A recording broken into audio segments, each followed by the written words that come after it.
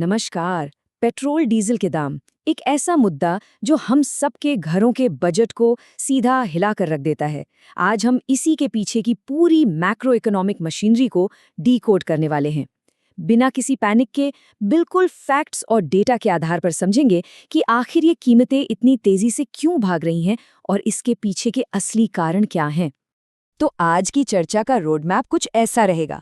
पहले देखेंगे शुरुआती वार्निंग साइंस, फिर समझेंगे डोमिनो इफेक्ट, उसके बाद बात होगी फॉरेक्स रिजर्व के कुशन की, फिर भारत के ऐतिहासिक लचीलेपन की और आखिर में जानेंगे कि रिकवरी का रास्ता क्या हो सकता है।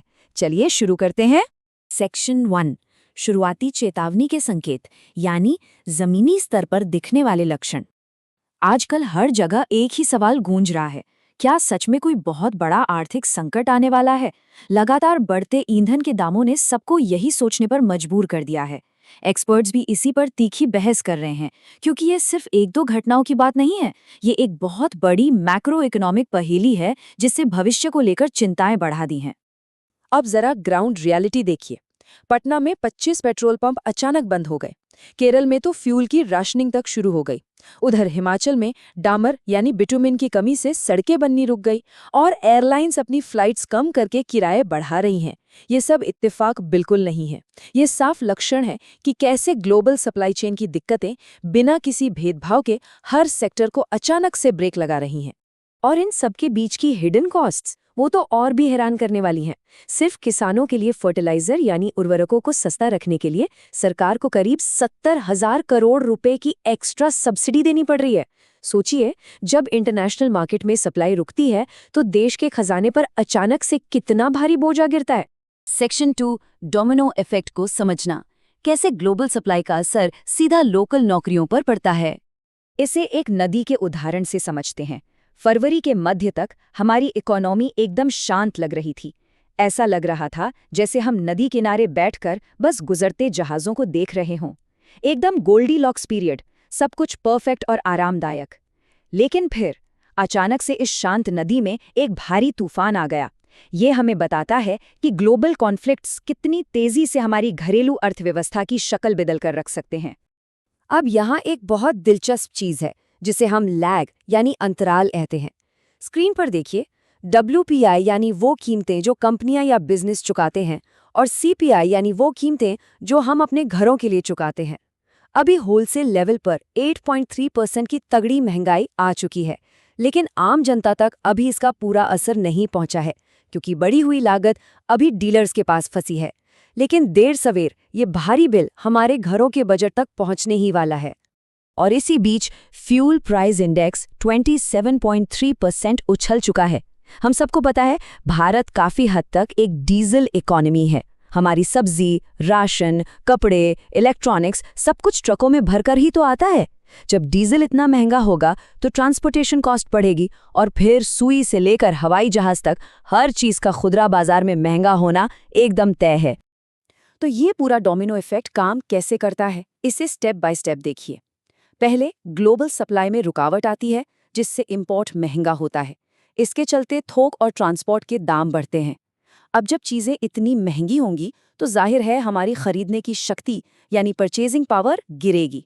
लोग कम सामान खरीदेंगे तो बाजार में डिमांड घटेगी, फैक्ट्रियों में प्रोडक्शन कम होगा और जब माल ही नहीं बनेगा तो फाइनली नौकरी आ जाएंगी और बेरोजगारी बढ़ेगी। एक महंगा इंपोर्ट सीधा किसी की नौकरी कैसे छीनता है, ये उसका पूरा साइकिल है। अगर ये दुष्चक्र ऐसे ही चलता रहा तो एक्सपर्ट्स हमें स्टैगफ्लेशन के खतरे से आगाह करते हैं। ये स्टैगफ्लेशन क्या है? आसान भाषा में एक ऐसा वक्त जब इकोनॉमी की ग्रोथ तो रुक जाती है, नौकरियां जाने लगती हैं, लेकिन महंगाई लगातार बढ़ती रहती है। आमतौर पर महंगाई तब बढ़ती है जब लोगों के पास पैसा हो, लेकिन ये स्थिति किसी भी अर्थशास्त्री के लिए सबसे डरावना सपना होती है। सेक्शन 3, विदेशी मुद्रा भंडार का कुशन और डॉलर का बाहर जाना। अब सवाल है कि ये इंपोर्टेड महंगाई हमें इतनी बुरी तरह क्यों चुभ रही है? इसका जवाब है हमारा विदेशी मुद्रा भंडार यानी फॉरेक्स रिजर्व। सिर्फ 4 महीनों के अंदर भारत के खजाने से $38 बिलियन कम हो गए हैं। डॉलर कम होने का सीधा मतलब है रुपये का कमजोर होना, और रुपया कमजोर होगा तो बाहर से जरूरी तेल खरीदने के लिए हमें अपनी जेब से और भी ज्यादा कीमत चुकानी पड़ेगी। पर सोचने वाली बात है कि ये सारे डॉलर्स जा कहाँ रहे हैं। जरा इस डेटा को देखिए।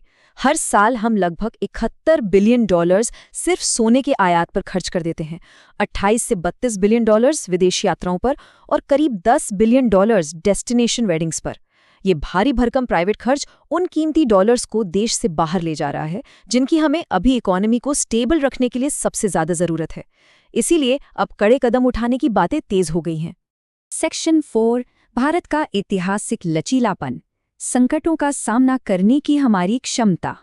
हालांकि डेटा थोड़ा डराने वाला लग सकता है, लेकिन अगर हम इतिहास के पन्ने पलटें तो तस्वीर हिम्मत देने वाली है। 1997 का एशियन फाइनेंशियल क्राइसिस, 1999 से 2002 की मंदी, 2008 का भयानक ग्लोबल क्रैश या फिर 2020 का कोविड, भारत ने इन सारे भयंकर तूफानों का डटकर सामना किया है और इन सब में हमारी अर्थव्यवस्था को डूबने से बचाया है हमारी अपनी 1.4 बिलियन की मजबूत घरेलू खपत ने। लेकिन एक्सपर्ट्स बिल्कुल निष्पक्ष होकर ये चेतावनी भी देते हैं कि इस बार का संकट कुछ अलग है। हम एक अनजाने क्षेत्र में जा रहे हैं। ये 1970s के ऑयल शॉक के बाद से अब तक का सबसे बड़े स्केल का संकट है। क्यों? क्योंकि आज हमारी ग्लोबल सप्लाई चेन इतनी ज्यादा आपस में गुंथी हुई है कि दुनिया के किसी एक कोने में छोटी सी भी हलचल होती है तो उसका सीधा असर यहाँ हमारी फैक्ट्रियों के प्रोडक्शन पर पड़ता है। यही गहरा जुड़ाव इस आने वाली मंदी को काफी अप्रत्याशित बना देता है। सेक्शन 5, रिकवरी का रास्ता। तो इसके समाधान क्या है? डैमेज कंट्रोल के लिए इकोनॉमिक पैनल ने कुछ सुझाव दिए हैं, जैसे बड़े पैमाने पर वर्क फ्रॉम होम लागू करना ताकि फ्यूल की डिमांड तुरंत कम हो, लोगों से गैर जरूरी विदेश यात्राएं टालने की अपील करना और रुपए को बचाने के लिए लग्जरी चीजों के इंपोर्ट पर लगाम लगाना। लेकिन देखिए, ये सब तो शॉर्ट टर्म फिक्स हैं। असली और लॉन्ग टर्म इलाज है अपनी इकोनॉमी को केवल सर्विस बेस्ड से हटाकर मैन्युफैक्चरिंग बेस्ड बनाने पर फोकस करना। ये कोट अपने आप में बहुत कुछ कहता है। यदि आप एक विकसित भारत का सपना देख रहे हैं तो आपको विनिर्माण यानी मैन्युफैक्चरिंग में ऐतिहासिक कदम उठाने होंगे। अर्थशास्त्रियों का साफ कहना है कि हम सिर्फ सर्विस सेक्टर या आईटी के भरोसे नहीं बैठ सकते। जब तक हम खुद चीजें बनाना शुरू नहीं करेंगे, ग्लोबल आयात के झटके हमें ऐसे ही परेशान करते रहेंगे। फ्यूचर को सेव करने के लिए मैन्युफैक्चरिंग में रिफॉर्म्स लाना अब कोई चॉइस नहीं बल्कि सबसे बड़ी जरूरत बन चुका है। और इसी के साथ ये पूरी चर्चा हमें एक बहुत ही गहरे सवाल पर लाकर छोड़ देती है। जैसे जैसे रोज़मर्रा की चीज़ों के दाम बढ़ रहे हैं, क्या हम सिर्फ हाथ पर हाथ धरे इस ग्लोबल तूफान के गुजरने का इंतजार करते रहेंगे, या फिर क्या हम अपनी अर्थव्यवस्था के डीएनए को बदलने वाले उन ऐतिहासिक सुधारों को अपनाने के लिए तैयार हैं जो हमें भविष्य में ऐसे हर झटके से पूरी तरह बुलेट प्रूफ बना सकें? इस पर हम सबको ज़रूर सोचना चाहिए। आज के इस विश्लेषण में बस इतना ही।